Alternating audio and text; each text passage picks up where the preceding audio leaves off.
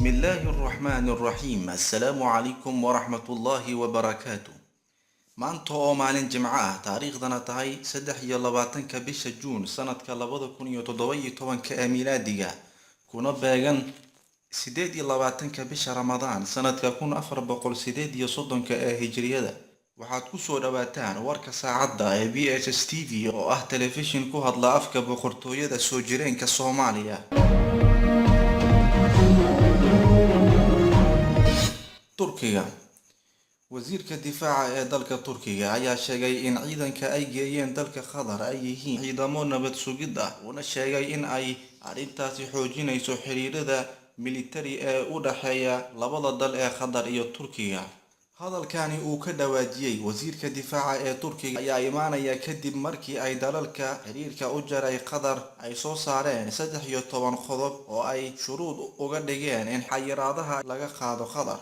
waxaana 13kaasi qodob ka mid ahaa in Qatar xiriirka militari ee Turkiga ay la leeyihiin u jaraan. waxa uuna wasiirka difaaca ee dalka Turkiga sheegay in qodobkaasi ay dalbadeen dalalka xiriirka u jaray Qatar uu yahay mid lagu faragelinayo xiriirka ka dhaxeeya labada dal ee Qatar iyo Turkiga.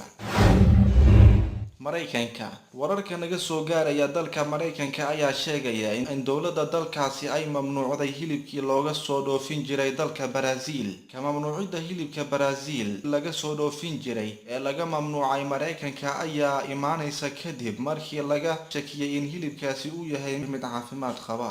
hilibka Brazil ayaa horey looga mamnuucay dalal dhowr ah iyadoona lagu eedeeyay in hilibka uu yahay hilib aan caafimaadka u wanaagsanayn.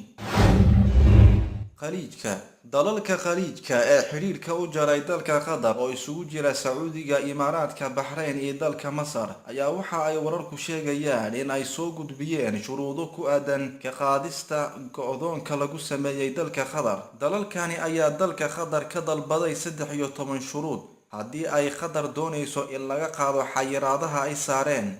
waxa ayna sheegeen 4 dal ee xiriirka u jaray Qatar in dalka Qatar laga doonayo 10 maalmood gudahooda ay ku fuliyaan qodobadaasi. 13 qodob ee ay soo gudbiyeen dalalka xiriirka u jaray Qatar ayaa isugu jiray sidan: 1. in dowladda Qatar ay xirto telefishinka ka howlgala dalkeeda ee Al Jazeera. 2. in ay joojiyaan in ay maalgeliyaan kooxaha uu Mareykanka ku tilmaamay in ay yihiin nabaddiid. 3. in ay warbixino dheeraad ah ka bixiyaan kooxaha ay maalgelisay kuwaasi oo ka soo horjeeday ama mucaaradka ku ahaa boqortooyada Sacuudiga iyo dalalka kale. 4. in ay xiriirka u jaraan kooxda Ikhwaanul Muslimiin. 5. in aysan ogolaanin in ay dhalasho siiso muwaadiniinta 4 dal ee xiriirka u jaray Qatar sida Sacuudiga, Masar, Imaaraadka iyo Bahrain ayna dalkeeda ka musaafiriso kuwa hadda ku sugan. 6.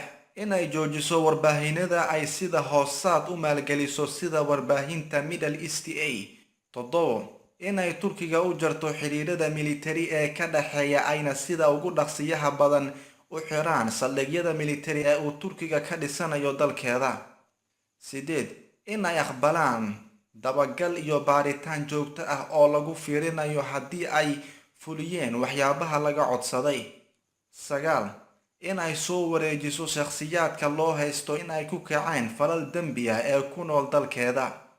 10. in ay u dhaqanto si waafaqsan danaha khaliijka. 11. in ay bixiso lacago magdhow ah oo aan ilaa iyo hadda tiradeeda la shaacinin. 12. in ay joojiso maalgelinta kooxaha mucaaradka ku ah dalalka Sacuudiga, Bahrain, Imaaraadka iyo Masar. 13. in ay muddo 10 maalmood ah ku aqbalaan dalabkani ay soo gudbiyeen dalalka xiriirka u jaray Qatar.